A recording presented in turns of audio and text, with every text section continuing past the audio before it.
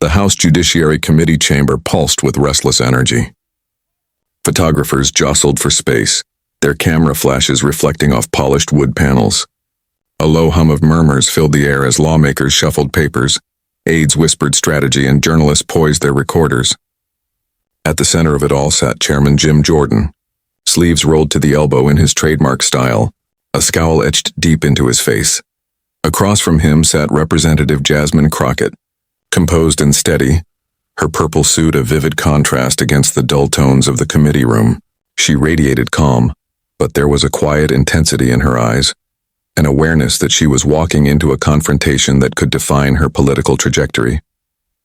Moments earlier, Jordan had slammed his hand onto the desk with theatrical force. His voice, sharp and booming, cut through the room like a whip. "You Democrats don't care about Americans dying from fentanyl pouring across our southern border," he shouted, his face flushed crimson. "You're too busy protecting illegal migrants while American families bury their children." His words hit the air like sparks on dry tinder. Republican members nodded and muttered approval. A few even clapped under the table. The cameras zoomed in, Jordan's face framed perfectly for the evening news. He leaned back in his chair, confident. For weeks he'd been preparing this very moment. He believed he had cornered the young Congresswoman from Texas, just another freshman Democrat, outmatched and underexperienced. But Jasmine Crockett wasn't there to play defense. She straightened a neat stack of documents before her, glanced briefly at her notes, then lifted her eyes toward Jordan with unflinching composure. Her background as a criminal defense attorney had trained her for exactly this kind of high-pressure moment. She had faced angry judges, hostile prosecutors, and juries that seemed lost before her words turned the tide. Jordan's bluster was nothing new, just another courtroom performance without the substance to back it up. As she adjusted her microphone, the crowd seemed to lean forward collectively. The storm had started and everyone could feel it. Jim Jordan, the self-styled political brawler, was about to meet an opponent who didn't fight with volume, but with precision. Jordan's reputation preceded him. A former wrestling coach turned politician, he'd built a brand around being combative and unapologetic. His refusal to wear a jacket during hearings had become his visual signature, symbolizing his supposed disdain for Washington formalities. He relished confrontation, often treating congressional sessions as if they were championship matches. His allies saw him as a fearless truth-teller. His critics saw something else, a man more devoted to spectacle than to substance. Political commentator Martin Keegan had said on a morning talk show only days before, "Jim Jordan doesn't mince words. He says what conservatives across America are thinking. He's the fighter they wish they had on every issue."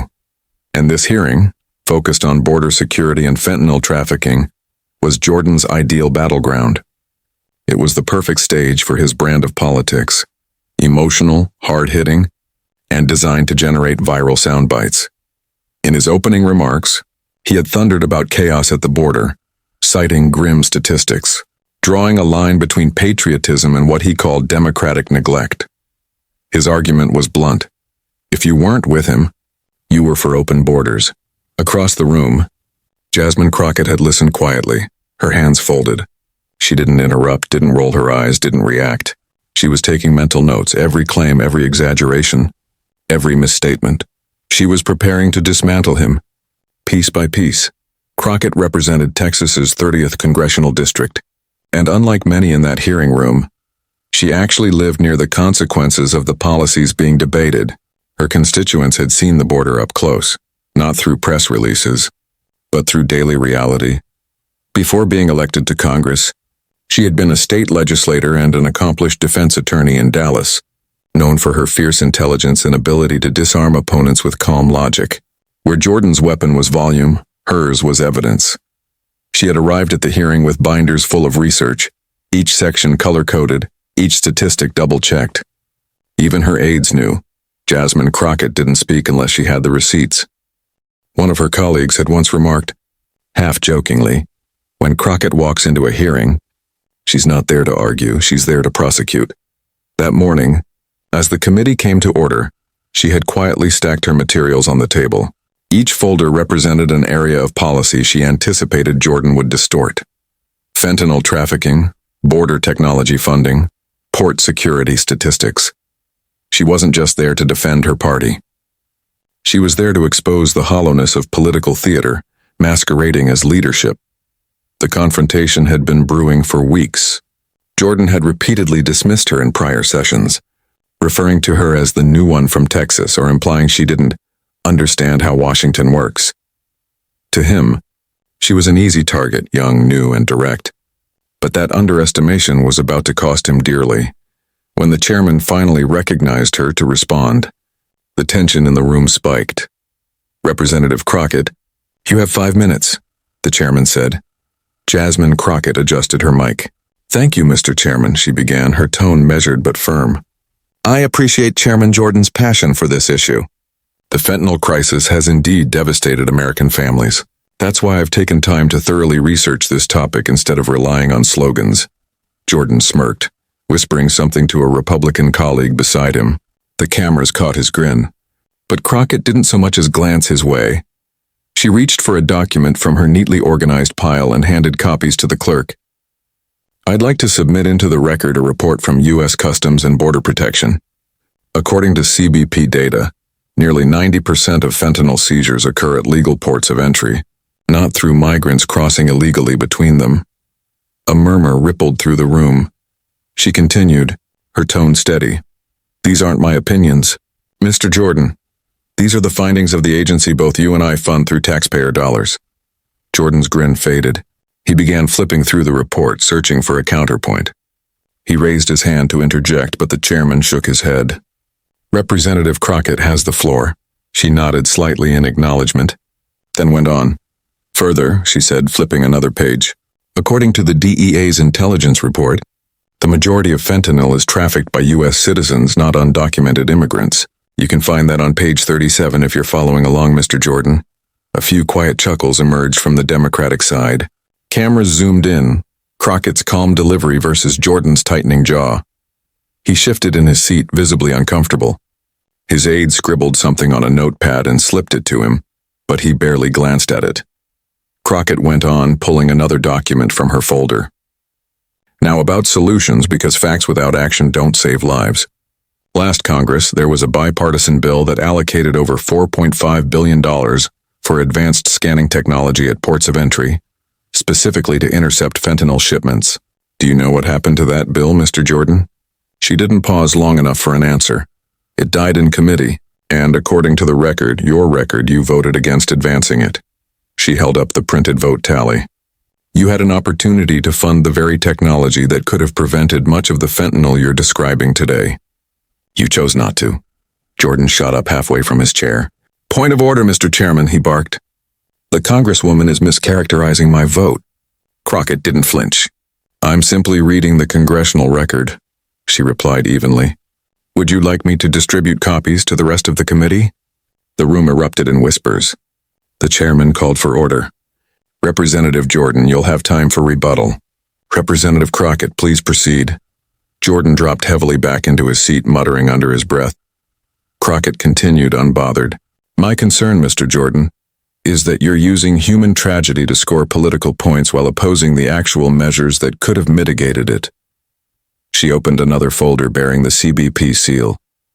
"This operational report from the El Paso sector of my home state concludes that wall construction has done little to stop fentanyl trafficking, as most drugs come through legal ports of entry, in vehicles with U.S. plates." Jordan's aide slipped him another note. He scanned it quickly and frowned deeper. Whatever rebuttal he'd hoped for wasn't there. Crockett leaned forward slightly, her voice clear and deliberate. "More importantly, I've spoken directly with border agents in Texas. Do you know what they asked for? Not a wall. They asked for more trained personnel, better scanning tech, and infrastructure upgrades at legal crossings." Then she looked Jordan straight in the eye. "Have you visited the southern border recently, Mr. Jordan?" The question hung in the air. Cameras turned toward him. He hesitated, lips parting slightly, but no words came. Everyone knew the answer. Before he could recover, Crockett addressed the full committee. "We all want to stop fentanyl deaths. That's not a partisan issue. But the solutions must be based on evidence, not sound bites." Applause broke out along the Democratic benches. Even a few Republicans seemed unsettled. Jordan slammed his hand on the table again. This is absurd. You're twisting the facts to promote an open borders agenda. Crockett didn't raise her voice. I've quoted only government data. I've suggested no such agenda. I'm simply correcting the record. You're twisting it, he shouted again. Then please, Mr. Jordan, she replied softly, provide evidence contradicting what I've presented. The reports are right here. He said nothing. Crockett reached for one final document. Last year, a bipartisan Senate proposal offered comprehensive funding, $18 billion, for border technology, personnel, and processing improvements. That bill was killed because, as one senator admitted on record, we need to keep this issue alive for November. She looked up, scanning the faces across the aisle. So I ask you, Mr. Jordan, who's really playing politics with American lives? The silence was absolute. Cameras zoomed in on Jordan's face. His jaw worked, but no words followed. The battle that began with shouting had ended in stillness. Jordan, the man who had built his reputation on never being out-talked, sat speechless. The silence that filled the committee room was almost electric. Even the hum of cameras seemed to fade as the weight of Jasmine Crockett's final question settled in. Jim Jordan sat rigid, his jaw locked, his fingers drumming against the wood in agitation. For the first time in a long while, the master of congressional theatrics had no lines to deliver.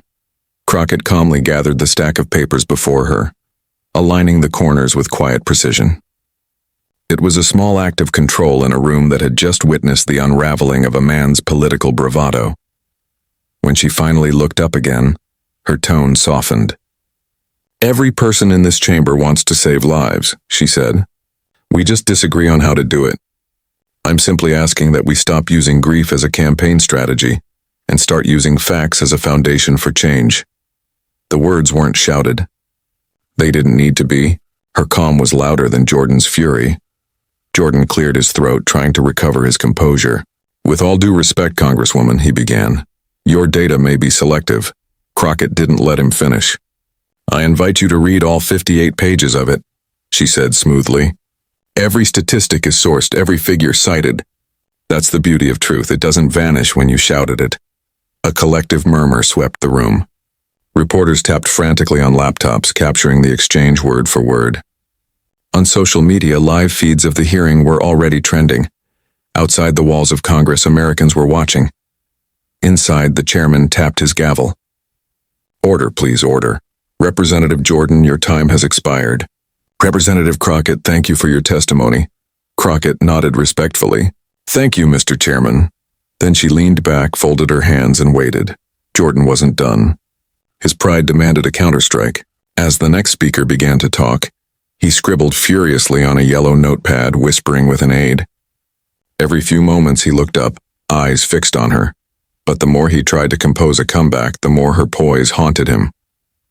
Across the aisle, Democrats sat straighter.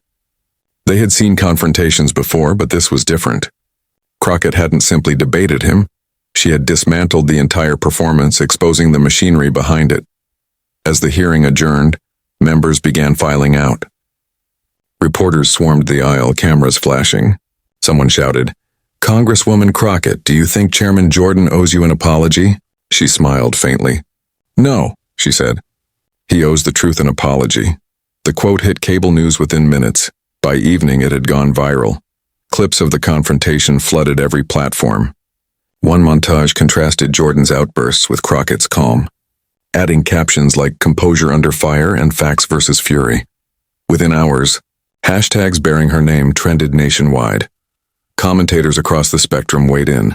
On one conservative channel, a host tried to spin the exchange. Jordan was just passionate. He's fighting for American families. On another, a centrist analyst countered, if passion means ignoring data, then Crockett just gave a masterclass on how to lead without shouting. Even political veterans took notice. Former Senator Claire McCaskill tweeted, You can't bully a woman who came armed with evidence. Jasmine Crockett just changed the tone of that committee. Inside Jordan's camp, aides scrambled. Draft statements were written, rewritten, then abandoned. No response seemed to fit. If he ignored the moment, he looked weak. If he attacked her, he looked rattled. Either way, the optics were terrible. By nightfall, one senior Republican strategist summed it up privately. She didn't just beat him. She rewrote the playbook. That night, in her small office overlooking the Capitol, Crockett sat quietly, the glow of her desk lamp reflecting off the polished wood. Her staff was still buzzing, replaying clips, reading headlines. "Congresswoman, you're all over the networks," her aide said, eyes wide. "Even the late-night shows are quoting you." Crockett smiled, but there was fatigue behind her eyes. "Let them talk," she said softly. "Tomorrow we go back to work." Because she knew something most of Washington didn't. A viral moment might win applause, but lasting change required persistence. The next morning, as reporters gathered outside the committee building, Jordan arrived early. His usual confidence was dimmed. Cameras flashed as he brushed past questions. "Mr. Jordan, will you be responding to Representative Crockett's remarks?" He muttered, "No comment," and disappeared inside. Meanwhile, Crockett entered through a side door unnoticed at first. She didn't need an entourage. Her strength wasn't in spectacle, it was in substance. When the session resumed, Jordan avoided direct confrontation. He read from prepared notes, his tone clipped. The fire from the previous day was gone. Instead, there was restraint, even caution. Crockett listened quietly, occasionally jotting down observations. She didn't gloat. She didn't smirk. In politics, victory wasn't declared, it was remembered. Later that afternoon, a group of young interns approached her in the hallway. One of them, nervous but inspired, said, "Ma'am, I've never seen someone stay that calm under so much pressure." "How do you do it?" Crockett smiled. "I used to be a public defender," she replied. "When people's freedom is on the line, you learn that shouting doesn't make your case stronger. Facts do." The interns nodded. Wide-eyed elsewhere, clips of that exchange reached universities and civic organizations. She was invited to speak on leadership panels, asked to mentor young women entering politics.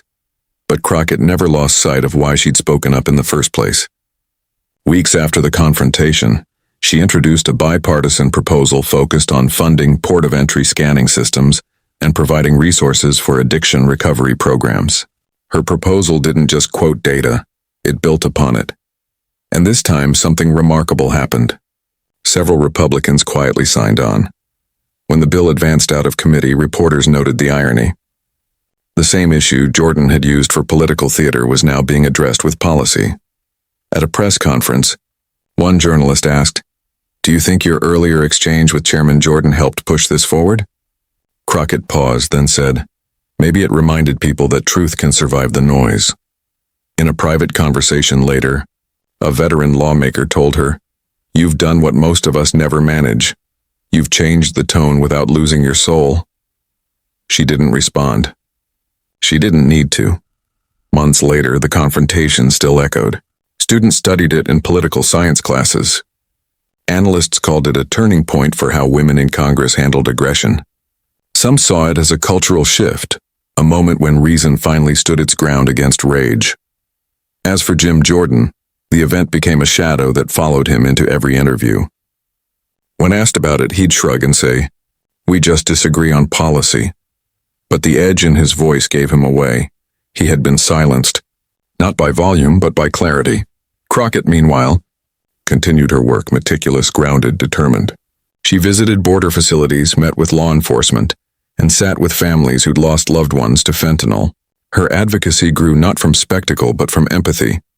In one televised town hall event months later, a grieving mother stood up and said, "Congresswoman Crockett, you're the first person who's ever made me feel like someone's really listening." Crockett's voice softened. "I'm listening because you deserve to be heard," she said. "That's why I ran for office. To make truth louder than fear." The audience erupted in applause. For those who had watched her rise, it was clear. The confrontation with Jim Jordan wasn't a one-time viral clip. It was the moment that revealed what kind of leader she was becoming. Measured, fearless, anchored, in fact. And for all of Jordan's fiery speeches, it was her composure that endured. As one journalist later wrote in The Atlantic, Jasmine Crockett didn't win by shouting over him. She won by teaching America that integrity still has a place at the microphone. The echo of that truth still lingered in the halls of Congress long after the cameras turned away. In an age of noise, her silence had spoken loudest of all.